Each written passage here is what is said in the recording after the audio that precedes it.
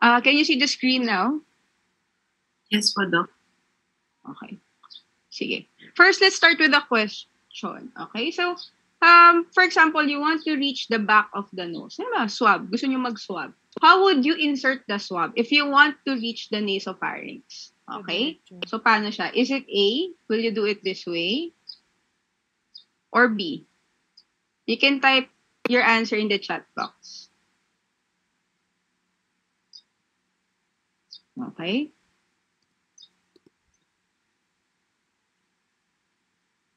Okay? Niisip ko, ako ba mali? Okay, yan. A or B? Okay? So, at the start of the pandemic, we had this video. Okay? So, yan, si ma'am, medyo nasasaktan siya. Bakit kaya? Tapos iniwan. Tapos may pat pa yan sa ulo. Parang okay lang yan. Ganun. Okay? So, what is wrong with inserting the swab this way? This is how our nasal cavity actually looks like. Okay? So, kung makikita ninyo, it's big inside. Diba? It's big inside. Pero the proper way of inserting the swab, if you want to reach the nasopharynx, is through the floor. Okay? So yung scope or yung swab, you want to glide it along the floor of the nasal cavity. Otherwise, kasi if you insert it upwards, cribriform plate yun, or pataas na siya. Olfactory area na siya. So the correct answer is you glide it along the floor. Possibly, di ba, kaya nga siya, if you've ever had a swab, kaya siya NPS, or nasopharyngeal swab. You want to reach the nasopharynx. So talaga dapat floor. It's a little bit uncomfortable, pero that's the proper way. Pag pataas ka kasi, turbinate yung maaabot nyo doon. Or cribriform. Okay? So next question. So this guy sustained trauma to the right side of the nose while playing basketball. Very common. For those who are familiar with some of the NBA players or kahit PBA, yung may mga mask na clear. So that's to support some of the facial fractures. Okay? So my question is, where is the nasal bone? So this is our patient right here. Where is the nasal bone? Is it right here, A or B? Okay, you can type in your chat box. You can type in your answer in the chat box. Okay, tingnan nga natin. Okay, excellent. All right, very good. This is just the nasal bone. Ito lang siya. Okay, the rest is cartilage. Kaya even if this is how the patient appears, na parang lahat ay deviated, or parang mostly dito sa area na to, it's depressed on this area, ito lang kasi yung bone. The rest is cartilage. Okay? We will discuss later how we treat that. So a little bit of a quick anatomy lang. So in this discussion, we are going to talk about two parts of the nose, the external and the internal. Of course, the external is what you see, and it is due to the bones and the cartilages that form it, and also the soft tissue. So the internal is, of course, what is inside. So laterally, we have 3 bumps. And these 3 bumps are called turbinates or concha. Okay? And in between these bumps or turbinates are what we call meatus. Okay? So turbinate, and inferior to that, you have the meatus. Okay, and there are 3 of them as well. We are also going to talk about the sinuses. So we have 4. Maxillary sinus, yung nasa cheeks, frontal sinus, and 2 of the other sinuses that you cannot see here, which are the sphenoid and ethmoid sinuses. Okay, so let's talk about the nose. So the nose is part of the respiratory tract, and it contains the organ of smell, and it includes the external nose and the nasal cavities. So it serves the following functions. For olfaction, respiration, filtration of dust. Especially yung merong mga cilia sa ilong, yung mga may hair, yan. May function yun. Humidification of inspired air, and reception and elimination of secretions from the nasal mucosa, paranasal sinuses, and nasolacrimal ducts. Okay? So for the humidification of inspired air, you may notice na kapag lagi kayo nasa aircon or malamig masyado, nagda-dry up yung nose nyo. Okay? It's possible na hindi na kaya nung humidification capacity ng ilong natin, yung temperature. Kaya nagiging mas cold na siya or nagda-dry up siya. Okay? And yung mga sinuses natin, they all drain, technically speaking, through the nose or the nasopharynx. So the nose, it varies in size and shape because of the differences in the nasal cartilages. And also, yung bone dito for the dorsum.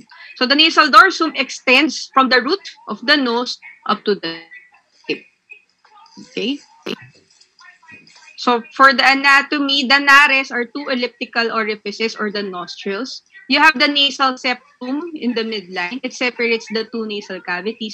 And you have the ala nasi, which are the rounded and mobile lateral margin. And here, underneath, you have the columella.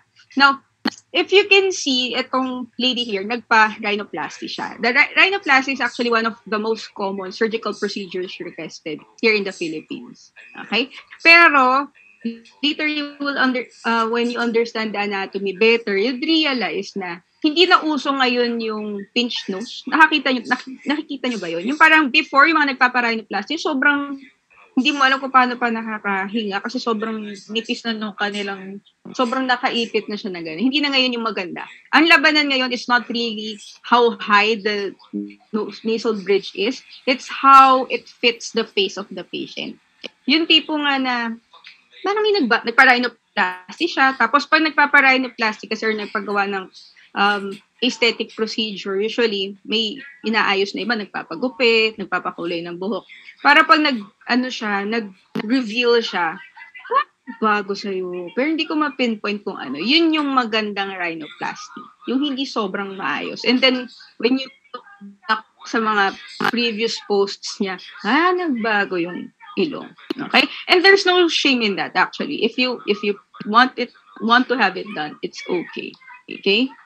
Okay, for the nasal musculatures, we have the following. We have elevators, okay, which includes the procerus right here, the levator labii superioris alicinase, and it's this muscle right here. Ito. It's on the lateral side of the nose. You have the depressors, the alar part of the nasalis, which is not seen here. And you have the depressor septi, which is also not seen in this one. Nandito siya, depressor septi. Okay, and then you have the compressor, which is this big muscle here, the transverse part of the nasalis muscle. And for the dilator naris. Dali na yun. Okay? For, again, the external nose, it's composed of the cartilaginous and bony portions. For the bony part, we have the nasal bone. Ito si nasal bone. Okay? You have the process of the maxilla, kasi di ba si maxillary bone, and this is the frontal process. Okay, we have the nasal part of the frontal bone, nasal part, and have the bony septum. The bony septum is more posterior. Okay, and we have the piriform aperture. And before that, this is anterior nasal spine. Si anterior nasal spine is where the cartilaginous septum is attached. Okay, so for yung mga basketball, yung mga nagkakaroon ng injury sa ilong, pwede ma-displace yung kanilang nasal septum, dito siya ina-attach. Okay? And you have this space here. This is the piriform aperture. Yung space na yan sa ilong, that's the piriform aperture. For the cartilaginous portion, you have plates of hyaline cartilages. So the hyaline cartilage is pearl gray in color with a firm consistency and has a considerable amount of collagen. Okay, it contains no nerves, no blood vessels, and the structure is relatively simple. And we also have 5 cartilages. So you have the lateral cartilage, the alar cartilage, and the septal cartilage here in the midline. So tingnan natin from the front. So these are the alar cartilages. So it consists of a medial and lateral grooves. So ito yung lateral, dahil nasa lateral, and the medial grooves. So it determines the appearance of the nasal tip and the shape of the nares. Okay? So again, this is the anterior nasal spine, and this is the nasal ala. Okay? Like I mentioned earlier, yung labanan ngayon ng rhinoplasty is not how high you can make it, but kung how well it fits sa face ng patient. So sabi ng mga master in rhinoplasty, when you have mastered the tip of the nose, you've mastered 90% of rhinoplasty. Kasi when you have defined the nose, napaganda siya, sometimes hindi mo kailangan ng sobrang taas dito. Okay? So yun, mas may focus dito na nire-refine yung tip. For Filipinos, iba na may bulbous yung tip, pwedeng tinatanggalin nila ng soft tissues yun. Pwede nag-alarplasty, binabawasan ng konti, pero not too much. By the way, totoo pala to. Gawa ng magulang ko yan. Okay? So, bakit hindi na uso yung talagang pinch nose na parang very, very sharp, pointy-pointy na ganon? Okay? It's because of this one. The internal nasal valve. So the nasal valve is the narrowest part of the nasal airway, and it is located in the middle to lower portion of the nose. Okay? So it's here, in between the lateral crus, the inferior turbinate, and the normal angle. So if meron tayong patient na merong nasal valve collapse, ganito yung mangyayari. Okay? Lalo na if this angle here is very tight, masikip din yung paghinga ng patient. Okay? So how do we know if merong tightness or difficulty yung patient sa paghinga? We do the Cottle maneuver. So what is Cottle's maneuver? Pull out the cheek, tapos papa-inspire yung patient. Okay? Pag mas nag-increase yung airflow through the nose, then we know that possibly there's a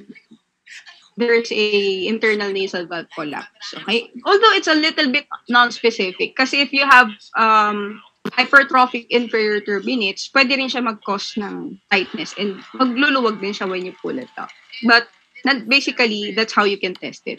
Let's go to the blood supply of the external nose. So the skin, yung sa may labas of the external nose, gets its blood supply from the ophthalmic and maxillary artery. So remember that, ophthalmic and maxillary arteries, kasi it will follow din dun sa nerves and kahit sa internal part ng nose. So the skin of the ala and the lower part of the septum is supplied by branches of the facial artery. Sa taas, ophthalmic and maxillary. Sa baba, facial artery. Venous drainage. This is important. Okay? The veins follow the arterial counterparts. So the facial vein, which is this one, the facial vein is formed by the union of the supraorbital and supratrochlear veins. Okay, so you have the supratrochlear here and the supraorbital veins here. Okay, and the facial vein drains into the cavernous sinus, which is here, via the superior ophthalmic vein. This is the superior ophthalmic vein, magde-drain sila sa cavernous sinus. Why is this important? And why am I emphasizing this? Kasi isa sa mga prominent na disease conditions na pwedeng maging life-threatening. Okay? It's a pathway for the spread of infection from the face to the cavernous sinus. And we have seen patients die from infections of the nose. Okay? For the nerve supply of the nose, you have the intratrochlear and external nasal branches of the ophthalmic and maxillary. So ophthalmic part will give branches to the infratrochlear and external nasal branches. So cranial nerve, trigeminal nerve V1, and the infraorbital of the maxillary nerve V2. Diba you have the supraorbital, infraorbital, and mental nerve or mental foramen here. Okay? For the nasal cavity, which is inside, it extends from the nostrils, posterior nasal apertures or choana behind. Okay? So nostrils papunta sa choana. Itong space sa likod ng ilong is the choana. So from the outside, dalawa yung butas. May septum. Pagpasok nyo sa pinakalikod, isa na lang yung opening yan. Okay? And that is the choana. Okay? It is lined by mucosa except for the nasal vestibule. The nasal vestibule is this portion right here. It's secret. Okay? So the nasal vestibule is all, again, area just, lying just inside the nostril. Okay? Nasal vestibule. Yan lang din yung hair-bearing area. Diyan lang mayroong buhok. Okay. So the nasal septum divides the nasal cavity to the right and left nasal cavities. Okay, ito yan. Nasal septum. Okay? You can remember from your book, bakit minsan ganito yung tsura, minsan ganito. This is the nasal septum with the mucosa intact. If we remove the mucosa, ganito na yung itsura niya. Of course, di siya colored, whitish or grayish. Okay? But we have these parts. Okay? This is the nasal septum. Meron niyang cartilage and meron bone. For the cartilaginous part, we call it the septal cartilage. You have the vertical plate of the ethmoid bone, and inferiorly, you have the vomer. And these three comprise the nasal septum. Each half of the nasal cavity has a floor, a roof, a lateral wall, and the medial or septal wall. So this is the floor. You have the roof here. The floor, the palatine process of the maxilla and the horizontal plate of the palatine bone. Okay? For the roof, tatlo yan. For the roof, ito yung boundaries niya. You have anteriorly, it's beneath the bridge of this one. Then middle, cribriform plate of the ethmoid located beneath the anterior cranial fossa. Incidentally, dito rin pumapasok yung olfactory nerve natin. And posteriorly, downward sloping body of the sphenoid. Lateral wall. So, midline, lateral. It has three projections, the superior, middle, and inferior nasal concha or the turbinate. Okay? And again, the space underneath these turbinates is called meatus. If pupunta kayo sa salamin later or kahit ngayon, sige, kasi naka-off cam naman kayo. Tingnan niyo yung nasal cavity ninyo. Meron kayong makikitang bump. Yung bump na yun sa lateral, that's the inferior turbinate. Okay? If siguro medyo wide, yung, hindi ko kayo ni-insulto ha, pero kung wide, yung opening, yung ala ninyo, baka makita nyo rin yung middle turbinate. Okay? So again, you have the inferior, middle, and superior. So again, hindi nyo makikita, technically speaking, si middle and superior under normal circumstances. Sphenoethmoidal recess. So just follow the name. Sphenoethmoidal recess. So it's a small area above the superior concha. It receives the opening of the sphenoid air sinus. So it's this one. Okay? Pag sinabi natin recess, hindi yan break time. Recess is just a parang space. Okay? For the superior meatus is the space underneath a turbinate. The superior meatus lies below the superior concha and it receives the openings of the posterior ethmoid sinuses. Now, let's go back. Inferior turbinate, middle turbinate. Inferior, middle, superior. If we take out the turbinates, we will see these openings right here. So you have the in the inferior meatus, the ostium for the nasolacrimal duct, and we have a lot of openings here underneath in the middle meatus. Okay, we will discuss that. So the middle meatus lies below the middle concha. Okay, here you can see a bump. Okay, so the bump is what we call the bulla ethmoidalis. Okay, it's a rounded swelling that is formed by the middle ethmoidal air sinuses. Okay, and then you have this structure here, hiatus semilunaris. Semilunar, parang half moon or parang moon yung shape niya. Okay, it's a curved opening just below the bulla.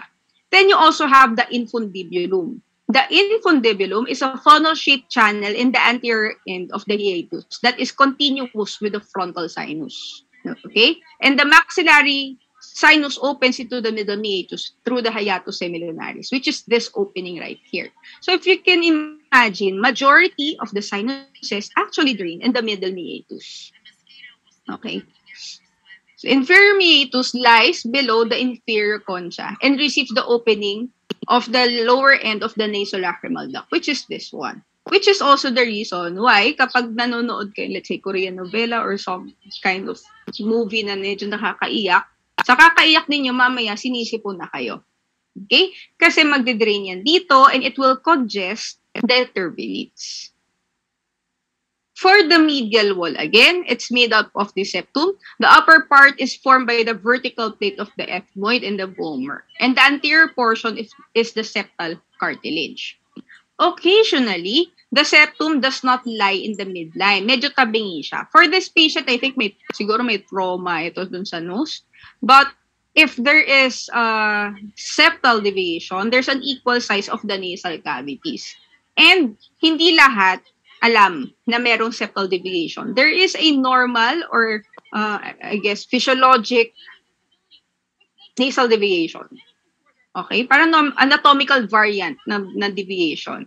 Minsan nakikita na lang namin yan sa CT scan or sa imaging studies.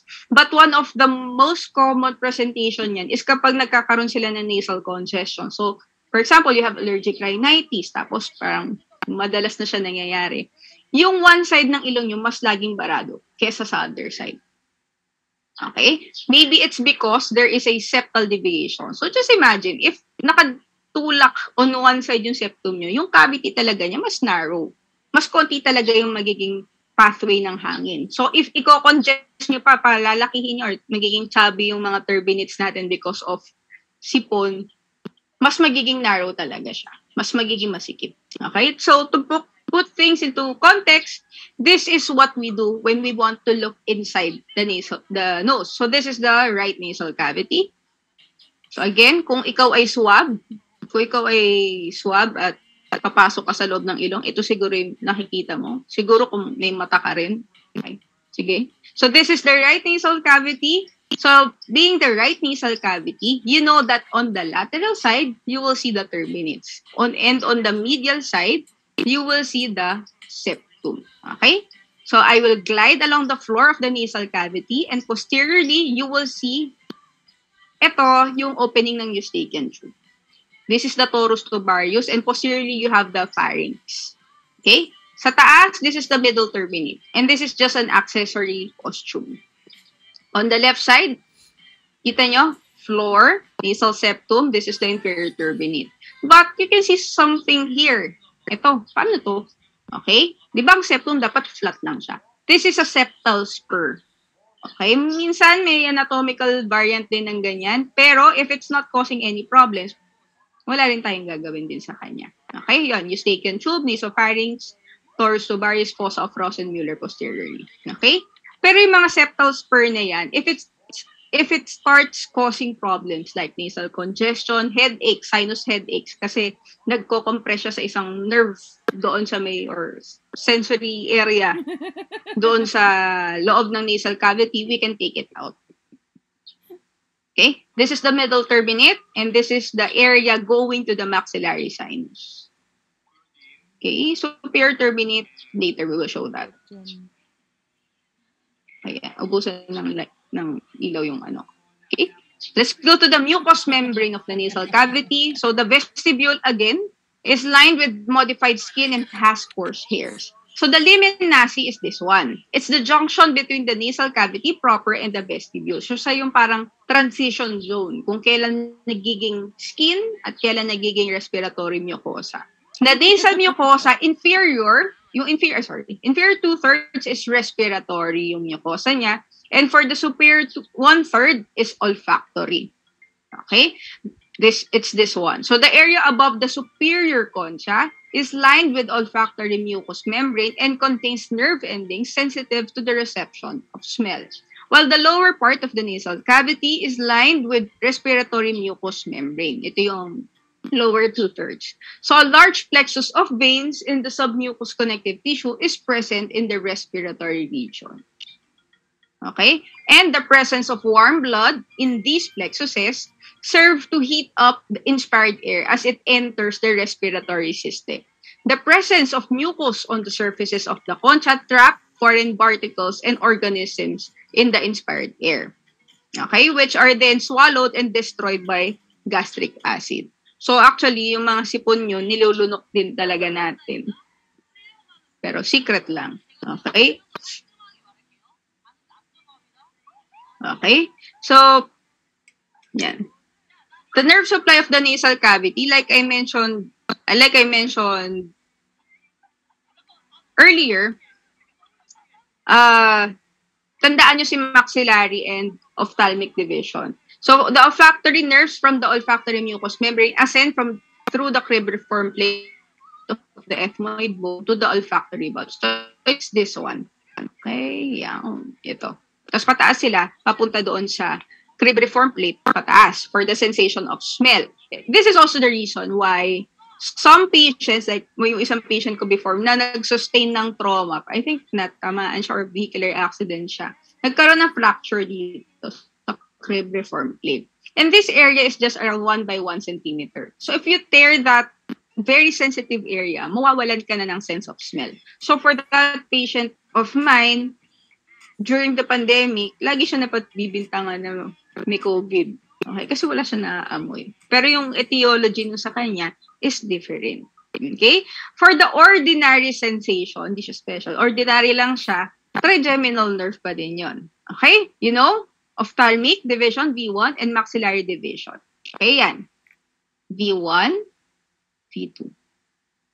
Blood supply, again, this is from the external carotid artery. I remember that the nasal cavity is supplied by both the internal carotid artery and the external carotid artery, their branches. So from the external carotid artery, it will give off a branch to the maxillary artery, which will enter the sphenopalatine foramen, giving rise to the sphenopalatine artery. The sphenopalatine artery is one of the most important blood or arterial blood supplies of the nose. Okay? Okay.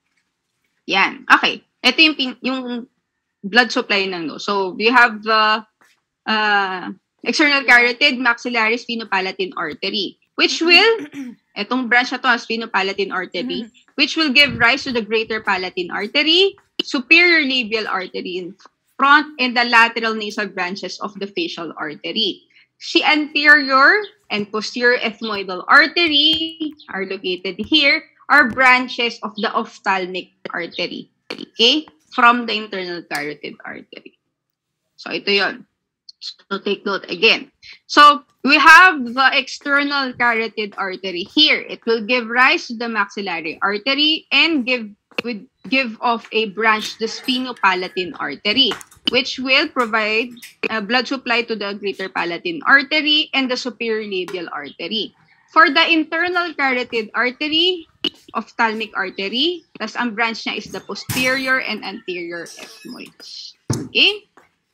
So for the lymphatic drainage, the lymph vessels draining the vestibule and in the submandibular nodes. And the remainder of the nasal cavity is drained by vessels that pass to the upper deep cervical nodes. So kung katulad nyo ako na nung student ako, parang nilalagpasan lang ng mata ko yung mga lymph nodes. Kasi parang feeling ko hindi siya high yield. But as clinicians, the lymph nodes are very important. Bakit?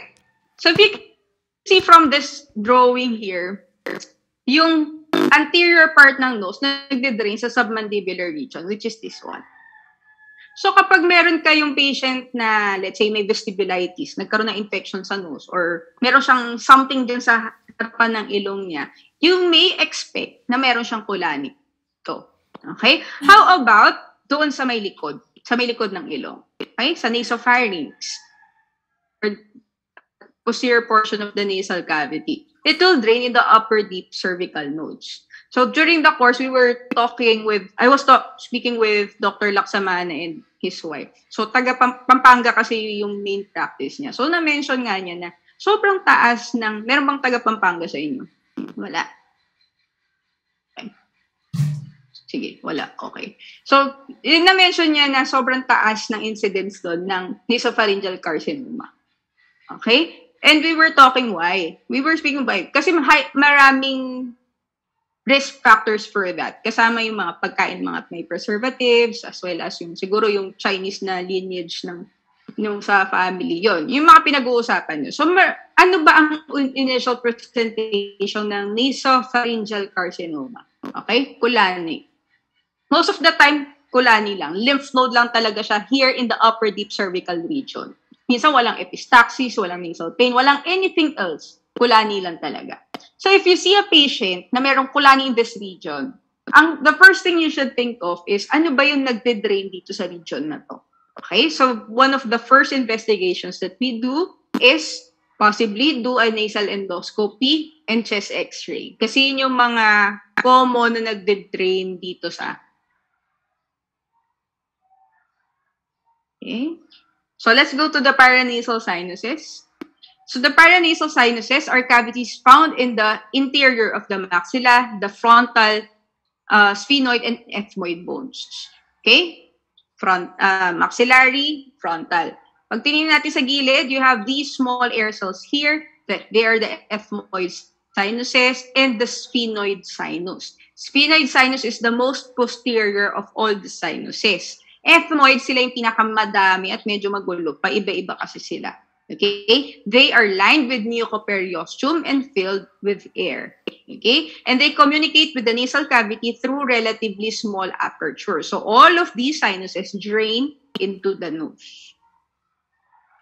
Okay? Dapat ang laman niyan, air. Okay? So drainage of mucus and function of the paranasal sinuses, they decrease the relative mass of the skull, the skill. Skull resonance, humidification and warming of air, and produce mucus to keep the nose from drying out. Okay? So yun yung mapapansin nyo na if meron kayong parang ang bigat, kasi hindi air yung laman. The mucus produced by the mucous membrane is moved into the nose by ciliary act of the columnar cells. And drainage of the mucus is also achieved by the siphon action created during blowing of the nose. And when the apertures of the sinuses are blocked or when they become filled with fluid, the quality of the voice is markedly changed. Nangongongo. Okay? Ano ba yung ngongo? Ano ba yung ngongo sa English? Okay? So you will have hyponasal speech. Dalawa kasi yung ngongo eh, di ba? Sa Tagalog, pag sabi mo ngongo, pwedeng yung, paano yung, okay, think of it this way. Paano ang ngongo ng merong cleft palate at paano ang ngongo ng merong sipon? Di ba? Pareho silang ngongo, pero magkaiba yung quality. One is actually hyponasal speech and the other is hypernasal speech. If you just have colds, hyponasal lang yung sound niya.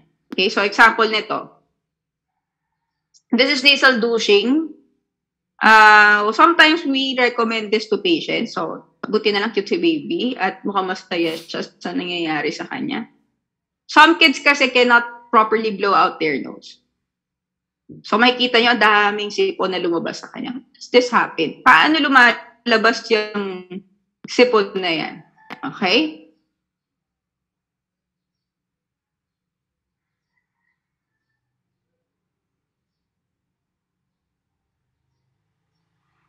Way na tatama sa nasopharynx and then ilalabas sa other side.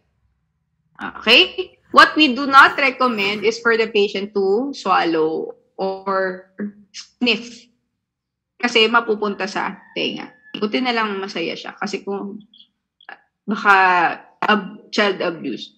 Okay? Hindi ko rin alam saan nanggaling yung napakarami niyang sipon. Probably one of the sinuses. Okay, so the maxillary sinus is pyramidal in shape and located within the body of the maxilla. This is one.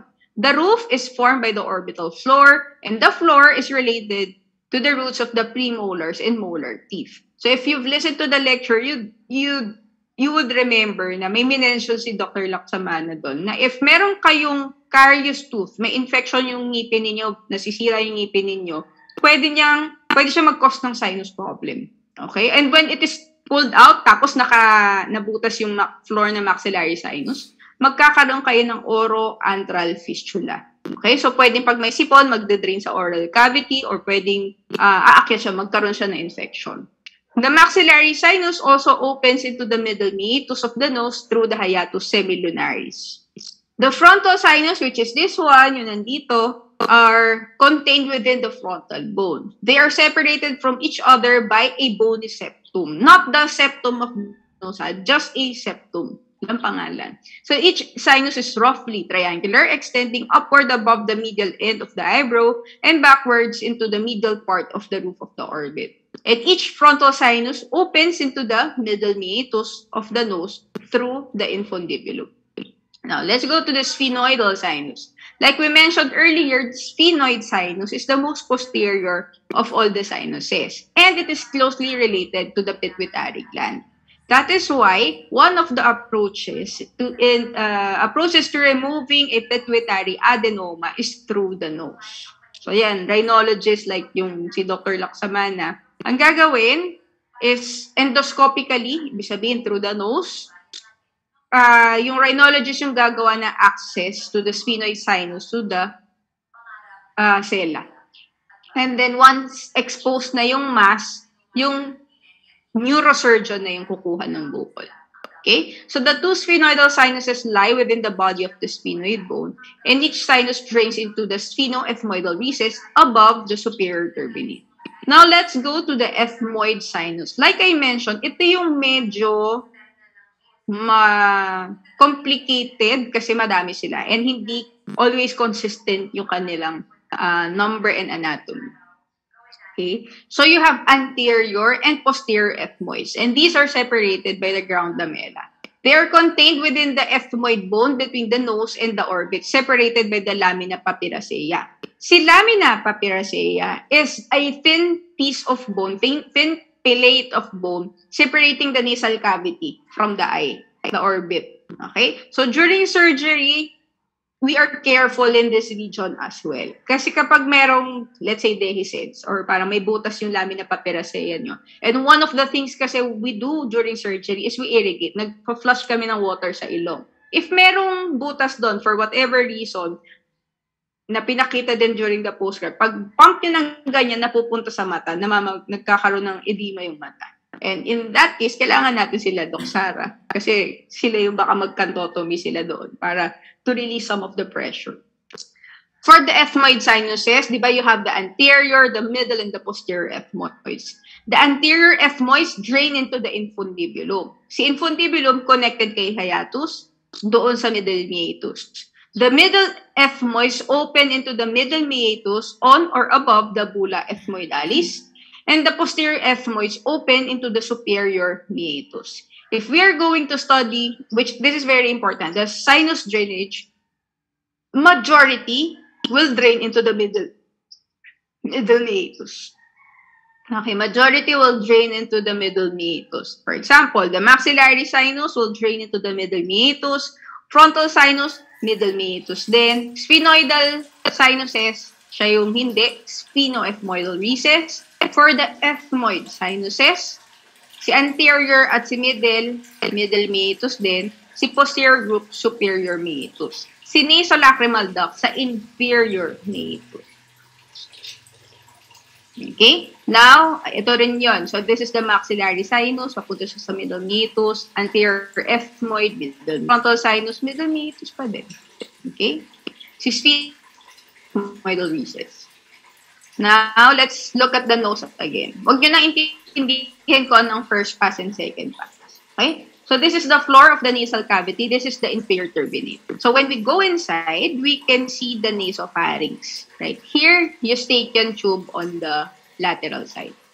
The orifice of the eustachian tube. This is the torus tubarius. Yung nasa baba, soft palate.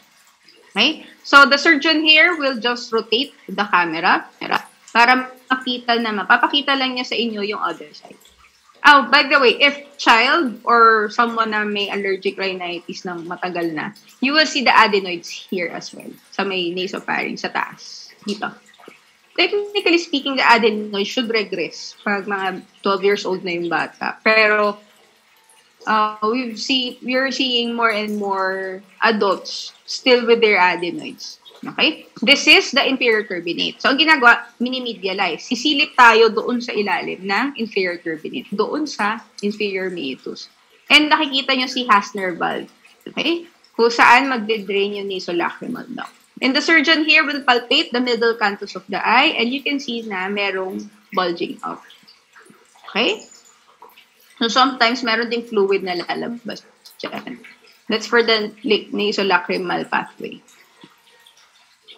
Okay, for the second pass, yan. Okay, inferior turbinate, let's go to the middle turbinate. And susundan lang siya posteriorly.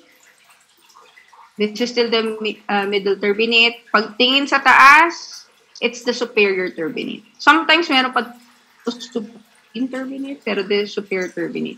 And this one right here is the ostium for the sphenoid. Okay, it drains to the sphenoid.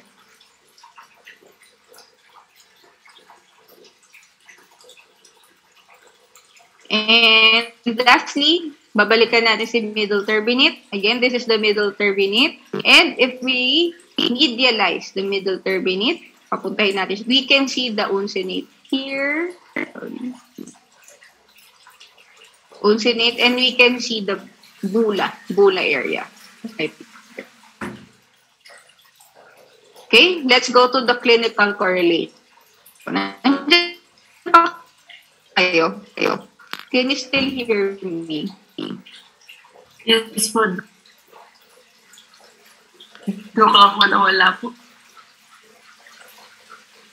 Baka nawawala yung signal ko. Anyway, I'm near the end of the lecture na. So, na lang to, correlation lang. So, let's put into perspective yung mga natutunan nyo earlier. So, one of the foreign bodies that we see inside the nose are pellet. Yan, pellet, foam, etc. Pero, it's a little bit easier to take out if ganito lang siya and nasa anterior portion. Unfortunately, if the foreign body is a disc battery, yung battery sa watch or kung saan man sa other devices, like as you can see here and here, emergency yan. You have to bring the child to the hospital. Kasi this may, within a couple of hours, siguro 1 to 2 hours, pwede siyang mag-leak at pwede niyang ma-erode yung septum and yung mga mucosa dyan, pwede niyang masunog. Okay, so we really have to take it out. Okay, next. Ano to? Ito tinuturo dito. Polyp ba yan o turbinate? Okay? So yan, turbinate lang yan. Medyo congested lang. This is what a nasal polyp looks like.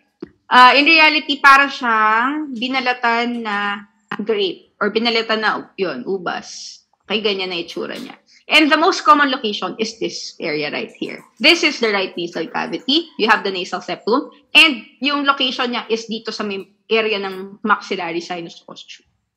Okay? If this is the middle turbinate, dyan siya commonly lumalabas. So this is a patient of mine 2 weeks ago.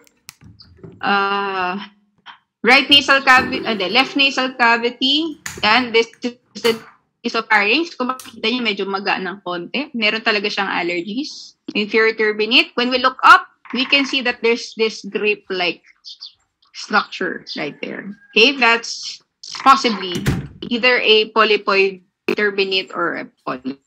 Okay, inferior turbinate. Again, let's go to the nasopharynx sa may likod. Okay, and then let's look up. Again, this is the middle turbinate. It's medialized and you can see the polyp right there. Okay. For epistaxis, I want you to answer this. Okay, halimbawa nagdudugo yung ilong. Ano ang proper way of controlling an epistaxis? Is it A or B? Type nyo na lang sa chat box.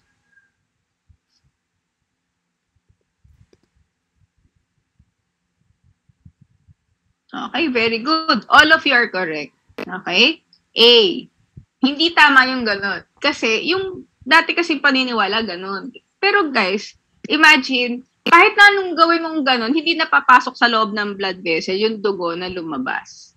Okay? So, the secret there to epistaxis is just pinch the soft part of the nose, lean forward, and then siguro if hypertensive, pag hypertensive, give anti-hypertensive medications. Pero isa doon sa first aid, pinch, lean forward, pwede kayo maglagay ng ice dito and ice sa bato. Titigil yan. Lahat ng pagdudugo, one way or another, titigil yan. Okay? Pinch the nose for 15 minutes. Titigil yan. Magdudugo lang yun uli kapag iba yung etiology or nagkulangot ka, tinanggal mo yung blood clot. Of course, dudugo siya uli. Kasi parang let's say you have a wound, tapos nag-heal na, tapos tinanggal mo uli, dudugo talaga siya uli. Okay? So, ang kailangan i-advise nyo sa patient dyan, do not panic. Okay, pinaka-key yun. Okay, why does epistaxis happen? So, we have an area here. It's the Kesselbach's area or the Kesselbach's plexus. Okay? So, it's an area rich in capillaries. Where the 4 or 5 arteries anastomose. Okay? Common site of bleeding yan. So, ano ba yung Kesselbach's plexus? So, again, we have the external carotid artery here, maxillary artery. The green one is the sphenopalatine artery. Okay? Then meron din tayong branch dyan from the septal branch of the superior labial artery and the greater palatine artery. Okay? Ano si anterior ethmoidal artery? It's from the ophthalmic branch, diba? Ophthalmic branch of the internal carotid artery. How about si posterior ethmoid? There is a little bit of a controversy doon sa posterior ethmoid if talagang included siya. Okay, so I won't ask kung kasama si posterior ethmoid sa exam. Okay, some say kasi na si posterior ethmoid just supplies the nose, but it's not really part of the Kesselbach's area, which would make sense kasi posterior nga siya. Okay? So, this is the Kesselbach's area. So, nandyan yung parang kung saan nagmi-meet yung mga different blood vessels. Saddle nose deformity is another complication. So, usually kapag mayroong trauma to the nose or mayroong septal hematoma, the hematoma eventually eats up at the cartilage, babagsak yung nose. Okay? Saddle nose deformity. Nasal vestibulitis. And of ours, 10 years ago pa to, kaya pangit yung quality. Okay? Nagbunot lang yan ng buhok sa ilong. Okay? Kaya for the guys, trim, do not pull out the nasal hair. Okay? So, ang problem here is it may lead to orbital cellulitis and cavernous sinus thrombosis. If the problem is just in the nose, dito lang, sometimes we just give antibiotics na oral, tas uwi. Pero pag nagkaroon na ng preseptal cellulitis or nagkaroon na ng swelling, like this patient here, nagkaroon na ng swelling yung mata, mas kailangan na natin na mas matinding antibiotics. Kasi it may lead to cavernous sinus thrombosis. So like this patient, the lady here, okay, referred siya because of that. Nagkaroon na siya ng altered sensorium, parang mababa na yung Glasgow Coma scale niya. Okay. I think she eventually survived naman. Pero in and out of consciousness siya. So we gave antibiotics na kaya mag-cross ng blood-brain barrier. Technically speaking, antithrombotics din dapat. Okay? Bakit ba ito nangyari? If you're familiar with the dangerous triangle of the nose, di ba si Dr. Pimple Popper? Triangles of the nose. This one, pag meron kang lesion dito, it's dangerous. And why? Kasi, yung, like we mentioned kanina sa venous supply, marami dito, it may go up from the facial artery, angular vein, tapos pwede dumiretso sa ophthalmic vein into the cavernous sinus thrombosis. Okay? So sabi nila, it's valveless daw yung mga veins dyan, so mabilis umakyat yung infection. And lastly, we have distal bone fractures, as you can see here. And if that is the case, pag private or gusto ng tulog, we can do it under general anesthesia. Some would prefer na local or gising sila. In that case, because you already know of the innervation of the nose, alam na natin kung saan natin ibablock, which is here, infraorbital and sa T1. Okay, and then we reduce. So, ito yung itsura niya sa X-ray. And actually, that is it.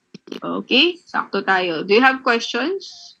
So if you have questions, because we don't have time anymore, just come find me.